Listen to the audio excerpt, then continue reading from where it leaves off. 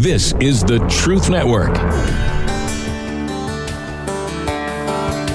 Coming to you from an entrenched barricade deep in the heart of central North Carolina. Masculine Journey After Hours. A time to go deeper and be more transparent on the topic covered on this week's broadcast. So sit back and join us on this adventure. The Masculine Journey After Hours starts here now.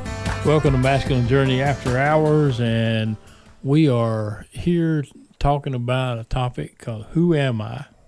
And we talked about it in the first show, and now we're in After Hours. As you hear in the intro, we're supposed to go deeper, and we're in an entrenched barricade that looks a lot like a radio studio. Pretty good disguise. Anyway, the topic, Who Am I? It kind of birthed out of a song by Jason Gray, Remind Me Who I Am. And as I was riding down the road Saturday, and, just thinking a lot about boot camp coming up, Rodney, and, excited about some of the changes we're making this time. Not so excited about some of the things that are happening. But going to Royston, Georgia. I got a feeling, I went by there going down to see my granddaughter the other week, and I think if you actually know where Royston is, you either are from there or you've been lost. The best I can tell. About like my hometown. If you knew where it was at, you probably were lost at least once in your life. But anyway, doesn't look like it's a big place. But I think we're going to have some fun. Well, camp's always excluded from everything else. You want to be away, and that's what we want. Oh, absolutely. But, it's a great time and to begin a journey, if you've never done it, to discover who you are, who you really are. Who you really, really are. Who you really, really. Tell me who and, I. Well, and if it isn't giving away too much, there is a topic where you get to go ask God what He calls you, what your name is. And we would call that the new name talk. That we would call it that. Yeah. I was trying to dance around it, but you nailed it. I'm stomping through the chicken coop. You know what I mean? But yeah, you're right. That that is a great place where that after you've peeled away some of the stuff, if you listen to the first show, and I think God begins to show you who you are, and you know what, you kind of end up liking who you are, which was a big deal for me. It really was, because I did not like who I was. You've probably heard us talk about the wolf camp, and most of it was likely not very complimentary, but there are two things I love there. It's the first time I've ever heard a group name. There were at least 5 of us that God had said, beloved son, to us. That's cool. And that's one of the ones I cherish. The other thing I loved was the winter wolf that lived there. The poor thing was hot as it could be. But well, what's funny is that when I first heard y'all talking about it, said y'all had a boot camp at Great Wolf Lodge. I thought, man, let's do that again.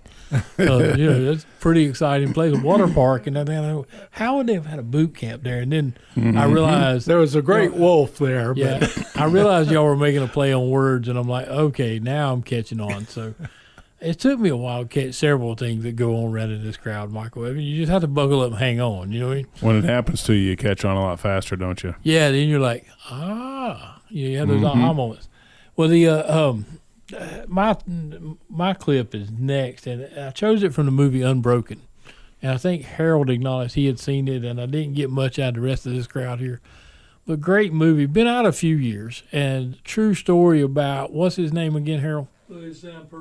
Louis Zamperini, and Italian guy, true story, and that was in World War II. And the scene that we're going to play is, I mean, Louis was not a nice young man. I mean, he was a shyster. He had shenanigans afoot most of the time in his childhood. And the scene we're going to see is where his big brother has kind of corralled him a little bit. Because one thing Louis got going for him is he can run. That kid can run. And somebody said like Forrest Gump. I think he'd outrun Forrest. But so his brother's corralling him, trying to give him some direction in his life. And what you're going to hear is their interchange out on a dirt road out there. And his brother is on a bike and Louis running. And so we'll play that and we'll talk about the rest of it after that. Since when were you so smart? Come on, faster. Why? No one's chasing me. I'm chasing you.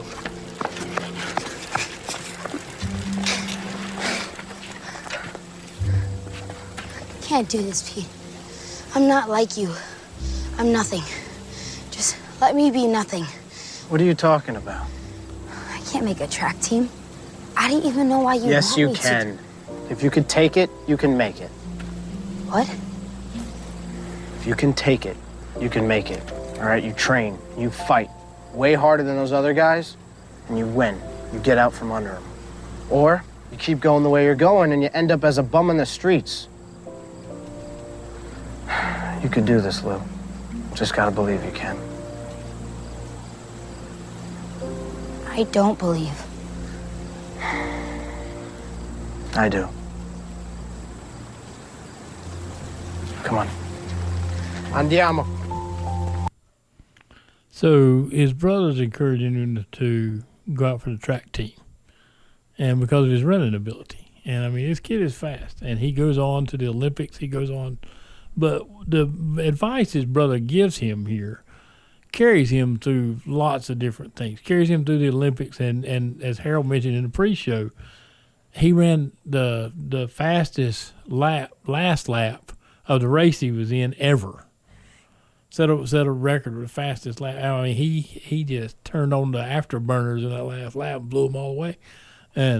But he gets in World War II, and they get in some pretty rough predicaments and everything. But worth the watch to go watch the movie. And I won't spoil everything for you. Just an awesome movie. But he says, if you can take it, you can make it. And what Louis says here was the cry of my heart for a long time, Rodney. It was, you know what, I'm just a nothing. Just let me be a nothing. And if you hang out with Jesus much, he ain't going to let you stay a nothing. And, as I've come along in this journey, been around you guys for going on 5 years now. I was thinking about that the other day. I thought, man, they've been putting up with me for 5 years. They either love me or they either love me or they're just dumb as rocks or something. I don't know. Yeah, we're pretty dumb. So, but as time goes on, I thought about it this way: is we talk about your walk with Christ, and when you walk with somebody, you're going up hills and down and that kind of thing, and you're going to go through some rough stuff. But Jesus all along is beside you, encouraging you, and his brother says, "I believe in you." And Jesus has to tell you, I believe in you. And what he tells us through Scripture, through song and other things is, I believe in you. I love you. I created you. And yes, I knew what I was doing when I picked you up out of the mud. When I picked you up out of the crack house or wherever he got you, I knew what I was doing. And, you raise an eyebrow at that. You're sure about that, Because I was a kid that, I came to know Jesus when I was 11 or 12. I remember it vividly. And I would not have been in front of a church for love nor money when I was 11 years old. I was a kid everybody picked on, Michael. So I wasn't about to give you another excuse to pick on me. That ain't happening. But I remember I could not hold on to that old oak pew no longer, Harold. I mean, and my life radically changed. And I remember him calling me in the ministry. I preached my first message when I was 14. But the enemy has a way of just wearing you down. And I won't get into all those details, but I just kind of went to being a nobody because I figured, if you mess up like that, God don't want anything to do with you. But boy, was I so wrong. And so, fast forward into now, soon be 57. I think I'm catching on to a few things. Finally, maybe. But the fact that if you can take it, you can make it. The lessons that I miss sometimes, Harold, in life is some things just take a lot of work. It don't mean they're bad. It don't mean you ain't supposed to be there. It just means you got to slow down and you got to figure some things out. And so I'm getting some traction in that now because I know there are some people around me, my band of brothers, you know, family, my wife, that are in the stand, so to speak, cheering me on. And there's some things I got to do. There's some talents that God has given me that have to come out. You know, He's given me the gift of writing. I butcher the English language out of my mouth on a regular basis. He blessed me with a southern accent, and I wouldn't change that for love nor money. And I don't say things right, and I purposely messed up Jim's word montage because Barney Fife would have said it was a Montague or something. But those are the kind of things. But when I put them on paper, evidently I can do it pretty beautifully, according to my wife, and just have a way with words. And so I've got to explore that. And to be honest with you, it just scares the daylights out of me. Because it means that I'm going to have to slow this brain down and slow down a little bit and be disciplined about some things. And discipline is a 4-letter word in my book most of the time. I just want to be good at it right now. I remember, Harold, my parents bought me a guitar because I wanted to learn to play the fiddle. And they said, well, if you learn to play the guitar first, it'd be better. Well, I took 6 weeks lessons playing the guitar and figured after 6 weeks I was headed to Nashville, Mike. I figured that's the way it ought to work. Well, at the end of 6 weeks, my fingers were bleeding, and I still couldn't play a song. So guess what? I never learned to play the guitar. I think if I stuck with it, I could have.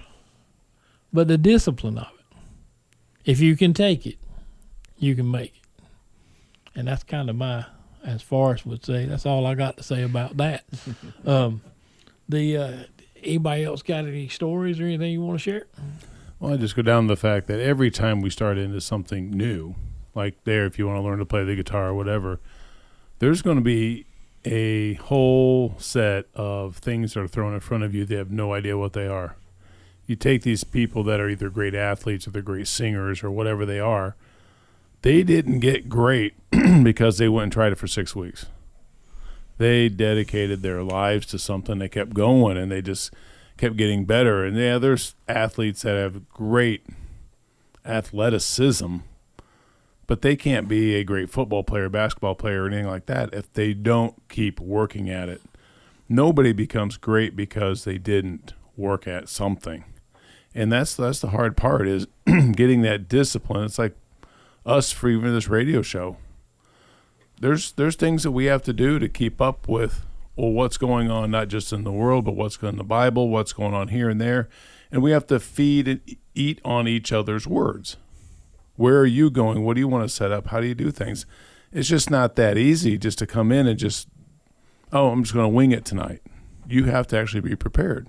And if you're not prepared, it usually shows up. And those are the things that we have to continue to work on. Well, Michael, my friend, it is the second show. All right. Well, when it came to this topic, my first thing was I couldn't actually think of like a movie clip or something. But it really does apply to me. You know, who am I? I think I'm definitely still in the process of figuring that out. But for, you guys might not know, I'm actually a junior. So I'm named after my father. Growing up, my father was my role model. He was everything I wanted to be in life. I'd say about 16, 17 years old, he really started dropping the ball, let me down, went down a really bad path. So it really hit me, like, I didn't want to be that guy, So, like, even at 33, I'm still trying to figure out, who am I? If I don't want to be that guy who I was idolizing, who I really, held up on a pedestal, who am I supposed to be? I think a large chunk of that life, I didn't walk with Jesus. It's not that he wasn't there with me, I actually turned my back on him. And I think now that I have some good role models, and a band of brothers, I went to a boot camp, I'm finally starting to turn those pages, peel that onion, figure out who I am. But, up until I figured that out, I didn't really have much to, because I don't know who I am yet. Still trying to come to terms. Yeah, that's good because none of us know who we are. That's really the truth that you go through life, other than the fact that I'm a child of God, and I realize that, and that's the most important thing in my life. But there are many things that go on, like even your dad. Where's he at now? What does he do? Is he gone or what? Well, he lives in Florida. I really honestly haven't spoken to him in a couple of years. And, I've forgiven him for everything in the past, but he's turned to alcohol pretty heavily. And like you were saying, the drink takes him. He's not the same person whenever he's drinking, and he's pretty much always drinking. So,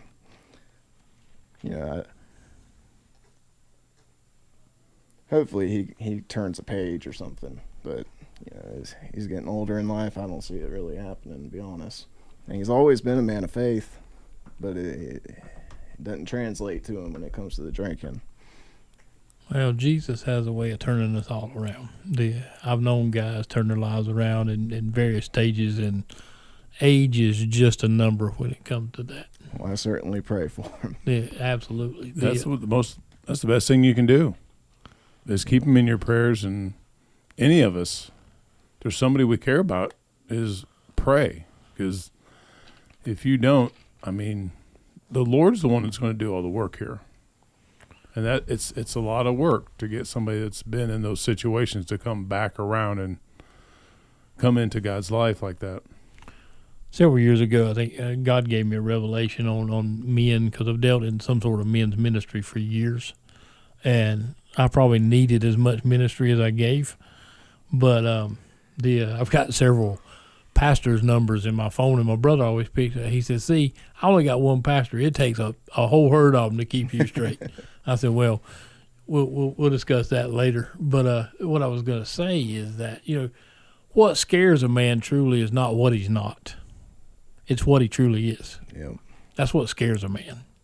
Because we've talked about it recently on here. If I give my life to Jesus and I become who I am, is he going to send me to some foreign country somewhere or something? He might, but he might not. But the reality of who we are, because we know in our heart of hearts, and we talk about this, I'm going to let another cat out of the bag. It'll be a kitten, Jim.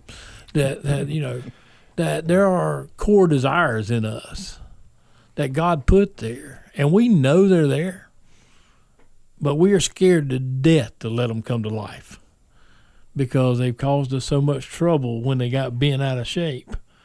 And, but we are powerful. We are, we talk about that. We were designed to be God's ambassadors on this earth, to rule and reign. And that's what King James says.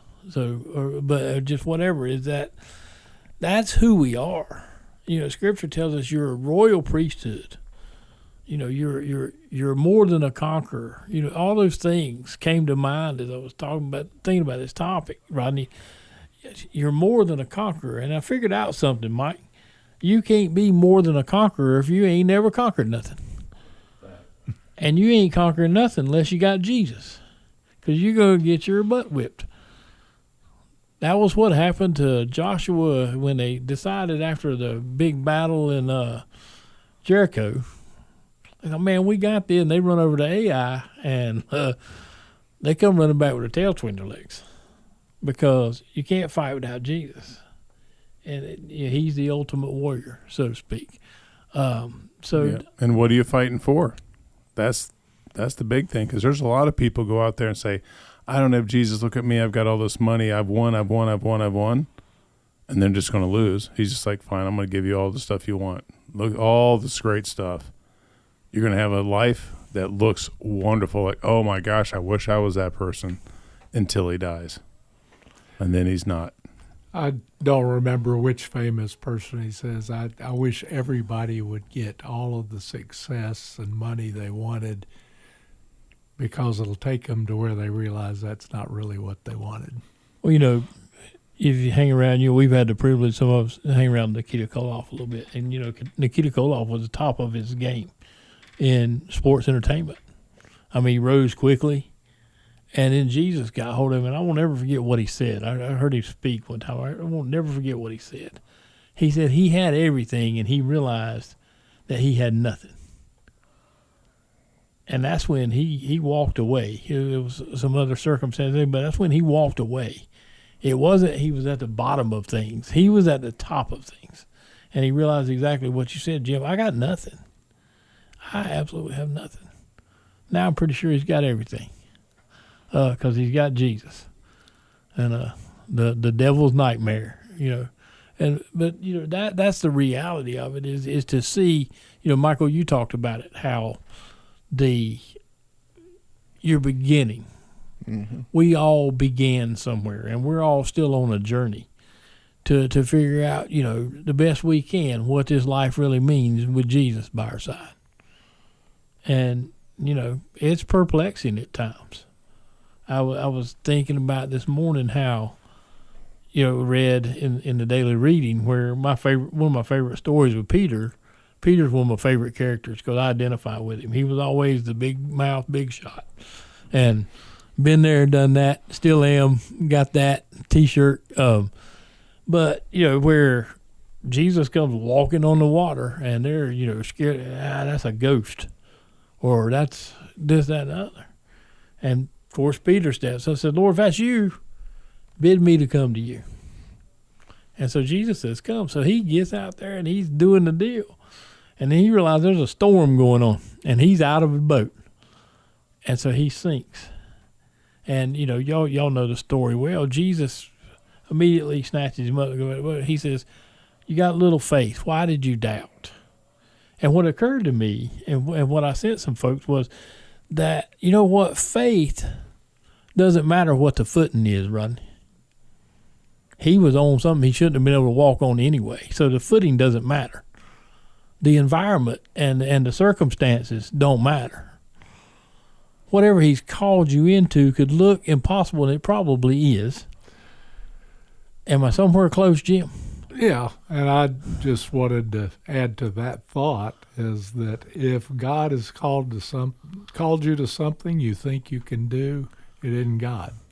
Yeah. God will only call you to do what you are not capable of. He is the God of the impossible. And that's why they call it supernatural, because we all have natural talents, but there's that cut above stuff that, man, how did we get here and what we going to do now, But, those are the things that are, and the longer I walk this life and the more people I experience with, man, I just, nobody migrates toward the mundane. The person in ministry who just goes up every Sunday and preaches and that kind of thing. No, I'm attracted to the oddballs, the nutcases, that have done and are doing just crazy things that, you go, man. My buddy Paul. Like shenanigans? Shenanigans, and everything. So, my buddy Paul Trollinger passed away years ago. He talked about them being down on a mission trip down in South America somewhere, and they're out in the middle of nowhere, and the Jeep broke down. They're riding in. And he said, they're like stranded. And so he said the craziest thing I thought, all he got is anointing oil out, anointed the hood, and prayed, and the thing started up, and they took off. That's something. That's something. It reminds me of several years ago, we did an outreach to South Beach, Miami, of all places. And on the trip down there, the guy that I was riding with, his car, the alternator went out, and the car stopped and would not go any further.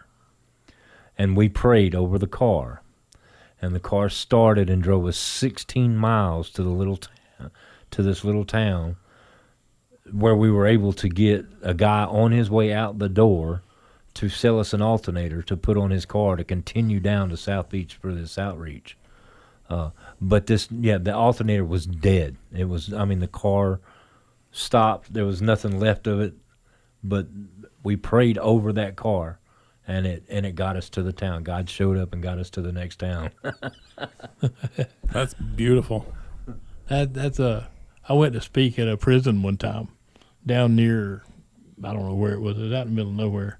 I had an old 67 Buick Skylark. And just as I pulled in to turn into the parking lot, I run over a curtain rod that was laying in the road, and it stuck through the sidewall of the tire. And you know what? With a curtain rod in your tire, Harold, it don't stay pumped up. But lo and behold, we went in and did what we were there to do. I said, we'll worry about it when we come back out. And one of the guys that I walked in with, he said, I'm running down to my shop. He had a tire on a rim that would fit that car. He said, I got it. I don't know why. But he said, I don't know. He said, now I know why. But he had a tire that fit that car right then and there.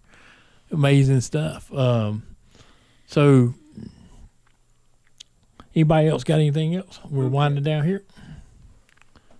Yeah, I don't know, but there are so many different things that go on in our life that are hard to deal with or hard to get to.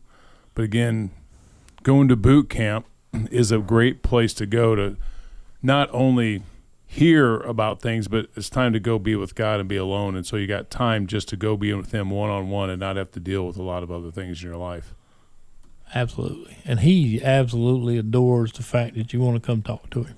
Mm-hmm. So, anyway, we once again, I'll do the shameless plug for boot camp, March 13th through the 16th in Royston, Georgia, at a place called Camp Little Light. And you can go to masculinejourney.org and register. If you find yourself financially strapped and go, man, I can't do that, reach out to us, and there's probably some funds available. We want you there if you want to be there, and we believe God will bring whoever it is needs to be there. So join us if you can. And we hope to see you at boot camp, and if not, we'll look to hear from you next week. This is the Truth Network.